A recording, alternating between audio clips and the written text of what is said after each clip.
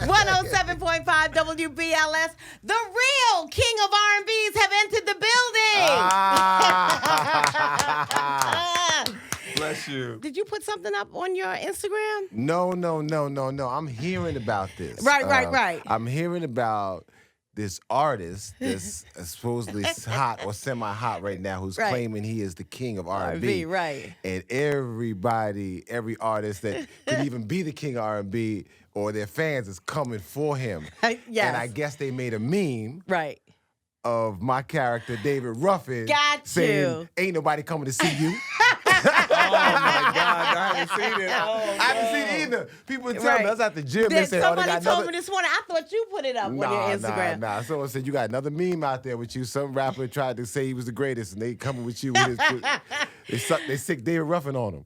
Well, let me tell you, if you haven't recognized the voices, these are the voices of JT and Duck, also known as Leon and Robert Townsend. Welcome them to the room. Thank you so much for having us. Honey, if somebody would have told me years ago that I would be sitting talking to you all about this movie, I would have had 5 heart attacks.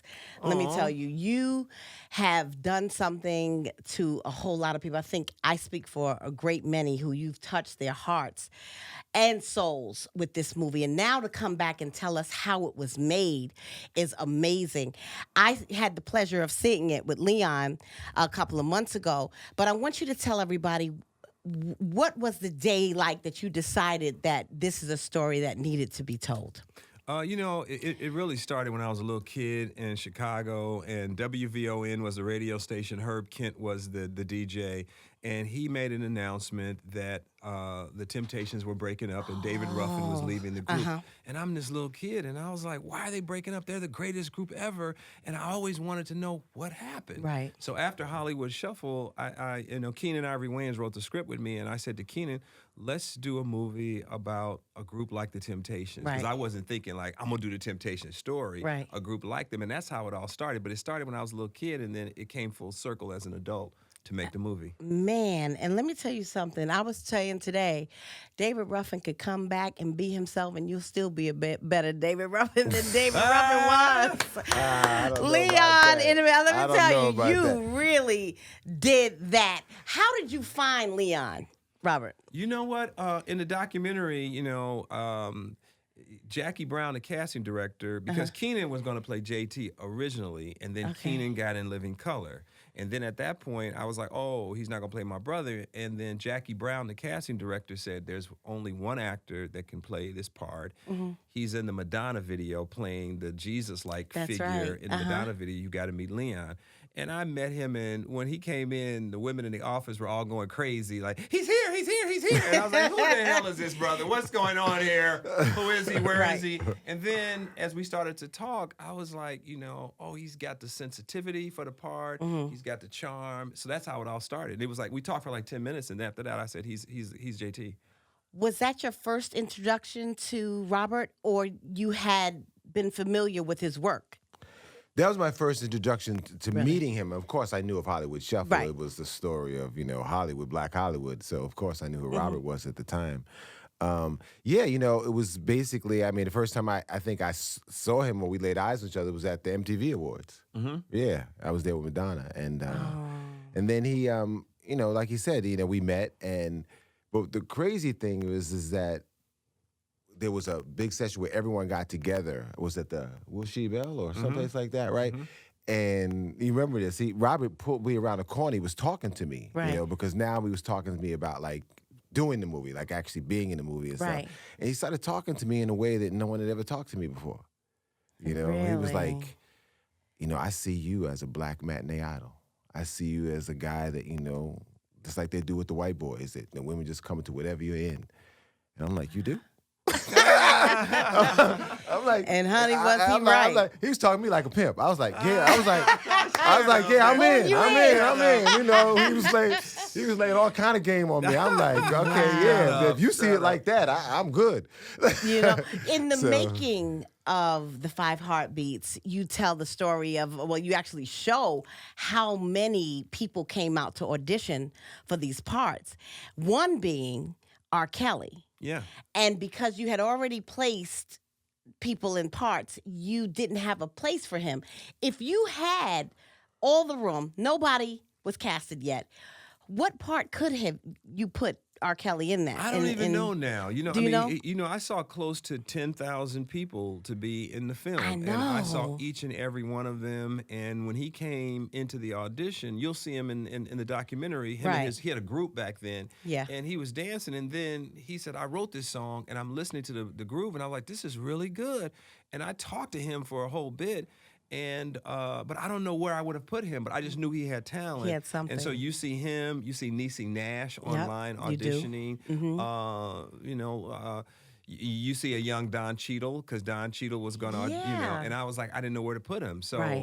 I was just trusting my instincts. But a lot of people came through those doors. And yeah, including these, the mother of my child, Cynthia Bailey.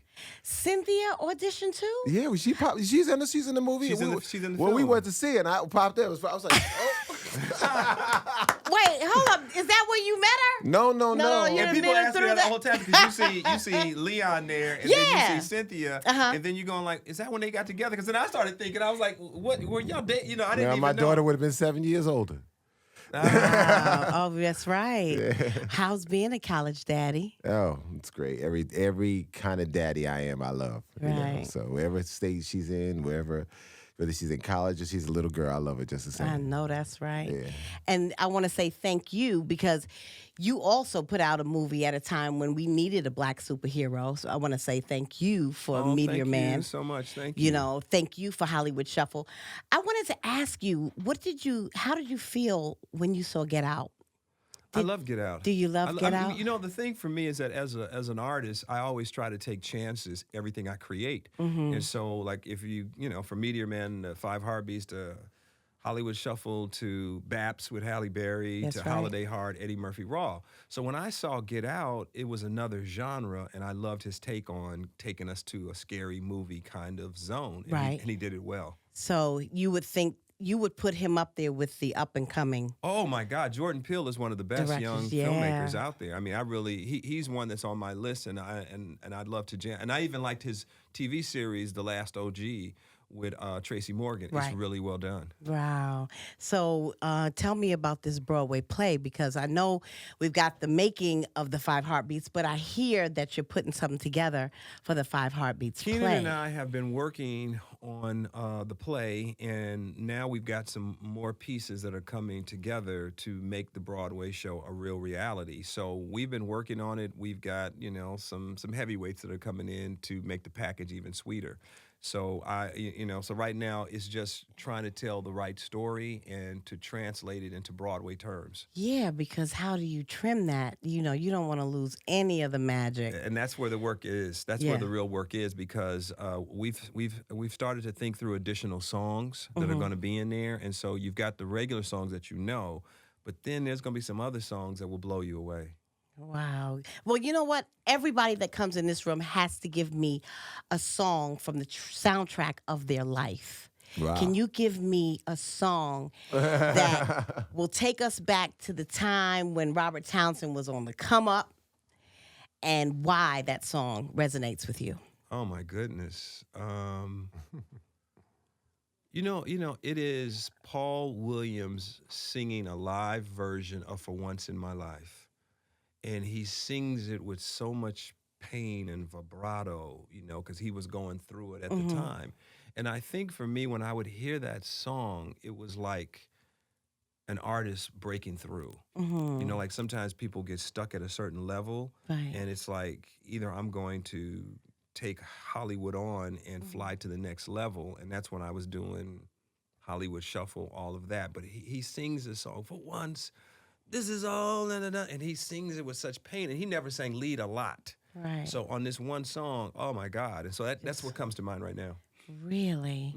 And I saw footage in the making. Did you do like an internship or something? There was footage of a concert or something where you were around a bevy of legends. Oh, that in What- the story, I don't want to give away when Too people much, see the yeah. documentary, but that was something I put together for David Ruffin after he passed. And I had Stevie Wonder, I had Really? Gladys Knight, I had Howard Hewitt, I had Howard Johnson, I had the Dells, Tressa was there, and it was honoring David Ruffin. So I had to do something, because it was after his funeral, and so you'll see, but that's what it was. It was a concert, and I called everybody to help. If you could bring somebody to the big screen, tell their biopic, who would it be? Sly Stone. And I would love to see that. Yeah, I'd make, I would I'd love make to David see Ruffin look that. like a quiet boy if I play Sly Stone. Well, yeah, I'm sure. You hear that? We're going to put that out in the atmosphere. If you had a $500 million budget, whose story needs to be told that you would have to do before you leave this earth? 500 million. 500 million. He could tell a whole bunch of people's stories. Yeah, I mean, just one movie. Just one movie. I don't, I don't know. Maybe, maybe Duke Ellington, Nat King Cole. I'm old soul, so one of theirs, or Sam? Richard Pryor. Finally.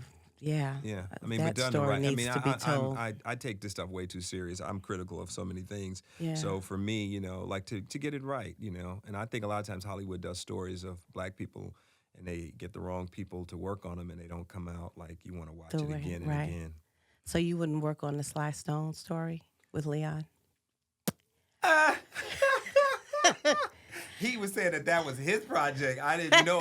He didn't invite me into it. Well, I'm inviting you. You officially invited. You already know. Please. Yeah. The thing that I would say is that, we did the Little Richard story. We've done a bunch of projects together, so I would love to work with him. I mean, I don't know everything about Sly, so that's why, first off, I was like, oh, okay, I got to educate myself. Right. And so Leon will help you. Yeah, I'll educate you. We can go to class as soon as we get out of here. Yes! But you know what? I want to play Fact or Fallacy with you, Robert Townsend, because there are some things that there seem to be rumors or Okay. there's some truth. Like last night, I was looking into this, the Big Red, the hanging out the window Right. story. And I know this had to be a true story somewhere. Yes.